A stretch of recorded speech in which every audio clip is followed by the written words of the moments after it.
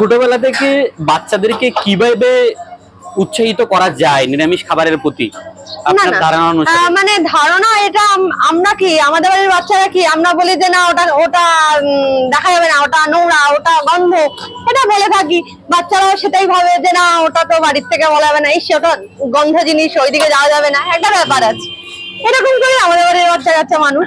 হরে কৃষ্ণ বন্ধুগণ, আমরা আজকে পুনরায় চলে এসেছি আবার মধ্যমগ্রাম চৌমাথা জয়গুরু পিওর ভেজ রেস্টুরেন্টে। মাতাজি হরে কৃষ্ণ। তো জামাই ষষ্ঠী তো চলছে নাকি? হ্যাঁ চলছে। জামাই ষষ্ঠী স্পেশাল কি কি রয়েছে আজকে? স্পেশাল আমাদের কিছু নেই, প্রত্যেকদিনই একই মেনু। আচ্ছা, তো কোনো অফার চলছে জামাই ষষ্ঠীর? না না না, কোনো অফার টফার নেই, প্রত্যেকদিন যা মেনু থাকে তাই আছে। নতুন পুরাতন জামাইদের উদ্দেশ্যে কি বলা হয়েছে জামাই ষষ্ঠী উপলক্ষে? আসুক সবাই এসে প্রসাদ নিই। তাই না? হ্যাঁ একদম একদম। একবার চেকে দেখতে পারে, তাই তো? একদম একদম। আচ্ছা মাতাজি, অনেকে বলছে যে নিরামিষ রান্নাতে পেঁয়াজ দেয় না, রসুন দেয় না, কত কিছু দেয় না, তারপরেও কত কত দাম। আসলে আপনি একটু বলুন নিরামিষ খাবারে কেমন খরচা আর আমিষ খাবারে কেমন খরচা? আমার আমিষ নিয়ে কোনো আইডিয়া নেই। আচ্ছা, এবার নিরামিষ নিয়ে যদি বলুন তাহলে নিরামিষে অবশ্যই খরচা আছে। হ্যাঁ, সেমনি ভাবে বানাতে পারলে অবশ্যই বেশি খরচা। এবার যার যেরকম কোয়ালিটি তার সেরকম দাম, কোয়ালিটির উপরে সবকিছু মেনটেন। আচ্ছা, আবার কিন্তু অনেকে এটাও বলে থাকেন যে আমিষ থেকে কিন্তু নিরামিষে খরচা বেশি। অবশ্যই বেশি, জিনিস সবকিছুই তো বেশি বেশি। আর নিরামিষে তো পনির মেন, তো পনিরের বেশ দিয়েই চলে না একদম। এবার আমাদের আর পনির ছাড়া কি আছে? এক কেজি পনিরের ভালো পনির কিনতে গেলে 400 থেকে 450 টাকা পড়ে মিনিমাম। আর বিভিন্ন রান্নাতে তো হাই কোয়ালিটির ঘি ব্যবহার করতে। একদম একদম একদম। আর সবই মোটামুটি সবই ঘিয়ের রান্না। ডাল ফ্রাই বলুন, এই আমাদের চানা মশলা বলুন, সবই ঘিতেই। এবার ফ্রাই হয় সবই ঘির উপরে, তাই জন্য দামটা অবশ্যই বেশি থাকে। একদম একদম একদম। যারা নিয়মিত ঘরের মধ্যে রন্ধন করেন বা সপ্তাহে যারা একবার দুবার নিজের ফ্যামিলির জন্য যারা রান্না করে, তাদের কিন্তু ভালো একটা অভিজ্ঞতা থাকবে যে নিরামিষ খাবারে কেমন একদমই খরচা যায়। নিরামিষ নিরামিষ, এতে কোনো কথা হবে না। রুটি কত করে পিস নেন? আমাদের 5 টাকা পিস। আচ্ছা, যদি আর ঘি রুটি 10 টাকা পিস। আচ্ছা, ঘি রুটিও পাওয়া যায় তাই তো? হ্যাঁ। ওটা কি রকম? ঘি রুটি হচ্ছে এই রুটির উপরে ঘি দেওয়া থাকে আর কি। আচ্ছা, ওটা কি ঘির মধ্যে ভাজা হয় নাকি ঘিটা? না না, ঘি ব্রাশ। আচ্ছা, ঘি ব্রাশটা করে দেওয়া হয় তাই তো? আচ্ছা, ঘি ব্রাশ হলে 10 টাকা নেওয়া হয়, আর প্লেন রুটি 5 টাকা উইদাউট সবজি তাই তো? হ্যাঁ, অনলি রুটি পিস, খালি রুটি পিস। আচ্ছা, সেই সাথে যদি সবজি অ্যাড করতে চাই বিভিন্ন, ডাল ফ্রাই আছে, তড়কা আছে, চানা মশলা আছে, ছোলার ডাল আছে, পনির আছে, মাশরুম আছে, বেবিকর্ন আছে, প্রচুর সবজি। নো অনিয়ন নো গার্লিক, সম্পূর্ণ পেঁয়াজ রসুন বিহীন। হ্যাঁ, মানুষের ফিডব্যাক ভীষণ ভালো। মানে আমরা যতদিন ধরে এই দোকানের উপরে আছি বলুন, মানুষের প্রচন্ড হেল্প পেয়েছি, সবকিছু বলতে পারেন। যখন আমরা প্রথম, তখন থেকেই মানুষ আমাদের পাশে আছে। আচ্ছা, এটা একদম শ্রীজির কৃপা।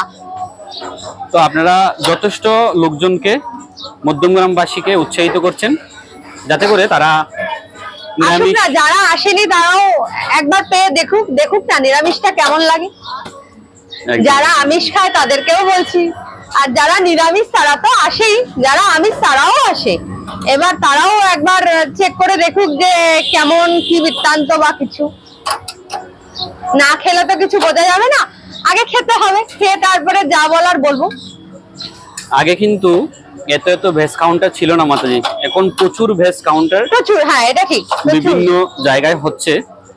তো মানুষকে নিরামিষ খাবারের প্রতি আপনারা যেভাবে উৎসাহিত করছেন, ধীরে ধীরে কিন্তু নিরীহ হবে, মানুষ হবে একদম।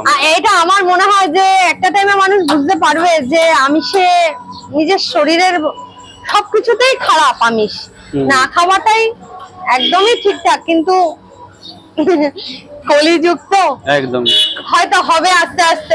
কারো ব্যক্তি স্বাধীনতাকে তো আটকানো সম্ভব না। একদম একদম, এই হলো ব্যাপার। তবে আপনারা যা করছেন ফিল্ডে, এই যে নিরীহ প্রাণী হত্যা, আপনাদের কারণে কিছুটা হলেও কিন্তু সমাজে কমে আসছে। হয়তো হবে। এবার হচ্ছে ভগবান যতক্ষণ না চাইবে ততক্ষণ তো কিছু হবে না। আর আমাদেরও চাইতে হবে যে আমরাও তাদেরকে হত্যা করব না, হ্যাঁ, এবার যতক্ষণ মানে আমরা ঠিক না হচ্ছি, প্রভুকে রায় দিয়ে কি হবে? আচ্ছা, কোনো লাভ নেই। আমাদেরকেই একটু সচেতন হতে হবে, যতটা কম খাওয়া যায়, না খাওয়া যায়। কিন্তু মানুষ তো সবাই তো খেয়ে আসছে ছোটবেলা থেকে, কি করবে? আস্তে আস্তে আস্তে আস্তে হয়তো হবে। আমাদের অন্তত উচিত ভগবান আমাদের খাওয়ার জন্য যেটুকু অনুমোদন করেছেন একদম সেটুকু গ্রহণ করা, সেটুকু গ্রহণ করে জীবন অতিবাহিত করা, একদমই এবং ভগবানের যে নির্দেশনা সিলেবাস সেটা মেনে চলা। ঠিক। কিন্তু ওই হয়তো ওই যে বললাম, হয়তো হবে, আস্তে আস্তে হবে। ভগবান যতক্ষণ কৃপা না করছে ততক্ষণ তো হওয়া সম্ভব নয়। আর তারপরে আমাদেরও একটা ইচ্ছার ব্যাপার আছে যে আমরা নিরামিষ খাবো, সেটাও একটা ব্যাপার। মানুষ নিরামিষ আসলে পরে ভাবে যে আমরা কি খাবো, আজকে কি রান্না করবো। নিরামিষ হলে মানুষের একটা মনে চিন্তা হয় যে কি রান্না করবো, কিন্তু নিরামিষের কত আইটেম আছে, যখন হয়তো বুঝবে বা যাই হোক ভাববে, তখন হয়তো আর খাবে না। ছোটবেলা থেকে বাচ্চাদেরকে কিভাবে উৎসাহিত করা যায় নিরামিষ খাবারের প্রতি, আপনার ধারণা অনুসারে? মানে ধারণা এটা, আমরা কি আমাদের বাড়ির বাচ্চারা কি আমরা বলি যে না ওটা ওটা দেখা যাবে না, ওটা নোংরা, ওটা গন্ধ, এটা বলে থাকি। বাচ্চারাও সেটাই ভাবে যে না ওটা তো বাড়ির থেকে বলা যাবে না, ওটা গন্ধ জিনিস, ওইদিকে যাওয়া যাবে না, একটা ব্যাপার আছে। এরকম করে আমাদের বাড়ির বাচ্চা কাচ্চা মানুষ এইভাবেই কিছু কিছু টেকনোলজি অ্যাপ্লাই করা যেতে পারে, তাই তো? হ্যাঁ হ্যাঁ, যদি আমরা ভাবি যে না দেব না বাচ্চাদেরকে, সেটা আমাদের নিজের উপরে নির্ভর করে। আমরা যেটা ভগবানকে দিতে পারি না সেটা তো আমরা পাবো না, না? তা ওটা তো আমাদের জিনিস নয় যে ওটা আমরা তাকাবো। ছোটবেলা থেকেই আমাদেরকে কিছু কিছু হ্যাঁ, শিক্ষা দেওয়া উচিত। চেষ্টা করলে পরে অবশ্যই হবে। ও তো মাটি, ওকে যেমন ডাকবো ও তো সেমনই হবে, তাই না? একদম একদম একদম কাঁচা লোহার মতো শিশু। একদম একদম, মাটি তো যেমন ডাকবো তেমনই হবে। আমাদের উপরেই নির্ভর যে আমাদের ঘরের মানুষগুলো কেমন হবে বা বাচ্চা কাচ্চা কেমন হবে, নির্ভর তো আমাদের উপরই। আমরা যদি ঠিক না হই, বাচ্চা কাচ্চা কি করে ঠিক হবে? কর্মফল কি ভোগ করতে হয় মাতাজি? আপনার কি মনে হয়? কর্মফল তো অবশ্যই আছে। এই যে নিরীহ প্রাণীগুলোকে হত্যা করে আজকে না, না, জামাই অবশ্যই ষষ্ঠীর আছে, দিনেও, আছে। হ্যাঁ আছে। কত কত আজকে জামাই ষষ্ঠীর দিনেও কিন্তু প্রাণী হত্যা করা হচ্ছে। থাক না, করুক না, যাদের ব্যাপার ওই নিয়ে আমরা আলোচনায় যাব না, তাই না? ভীষণ বাজে জিনিস, সোনা মহাপাপ, একদম। আমরা করব না। তবে কর্মফল থেকে কেউ মুক্ত নয়, তাই তো? না না, অবশ্যই। দেখুন তাদেরও কর্ম আছে, সবাই যার যার তার তার কর্ম। আমরা ভেবেছি আমরা এই পাপ কাজটা করবো না, তাই জন্য আমরা সরে এসেছি, তাই না? ভাবছি যে না আমরা ওইদিক গেলে বিপদে পড়বো, কারণ আমরা প্রভুর কাছ থেকে সেটাই পেয়েছি শিক্ষা, বা সবসময় পাচ্ছি। কিন্তু আমরা তো নিজেরাই গন্ডগোল, ভেবে লাভ নেই, ওই আলোচনায় আমরা যাব না। আজকে আমরা নিজেদের যে ধর্ম সেটিকে প্রাধান্য দিচ্ছি না বলেই আমাদের যে ধীরে ধীরে সনাতন ধর্মের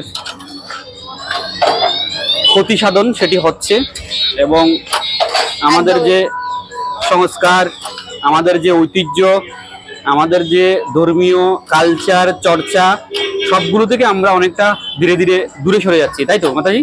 একদমই। এই যে প্রসাদ গ্রহণ করা, নিরামিষ গ্রহণ করা, এটি আমাদের ধর্মীয় কালচার এবং চর্চার মধ্যে কিন্তু অন্তর্ভুক্ত ছিল। আমরা তো ভীষণ ভালো আছি। প্রসাদ তো আপনি বলুন না, আপনি কতটা সুস্থ আছেন? একদম একদম একদম, তাই না? আমরা নিজেরটা নিজেরাই বলি, অন্য কাউটা বলবো না। আগে আমরা বলি যে আমরা খুব ভালো আছি, শ্রীজির কৃপায় আমরা বেশ ভালো আছি, ভাবতেই পারি না। সত্যি, তার আশীর্বাদ না থাকলে আমরা এতটা ভালো থাকতেই পারতাম না। একদম, সে আছে বলেই তো আমরা এত ভালো আছি, এত সুন্দর আছি। আমাদের সনাতন ধর্মের একেবারে শুরু থেকেই এই যে ধর্মীয় যে কালচার ছিল, প্রসাদ গ্রহণ করা, নিরামিষ আহার গ্রহণ করা, ভগবানের সেবায় যুক্ত থাকা, এই কালচারগুলো কিন্তু আস্তে আস্তে ধীরে ধীরে বিলুপ্ত হয়ে যাচ্ছে। ভালো থাকবেন, সুস্থ থাকবেন। একদম। হরে কৃষ্ণ। আপনাদের এই রাধে রাধে সেবা সব সময় চালিয়ে যান, মানুষকে নিরামিষ খেতে উৎসাহিত করুন, এটাই আমাদের চাওয়া পাওয়া থাকবে। হরে কৃষ্ণ, রাধে রাধে। রাধে রাধে।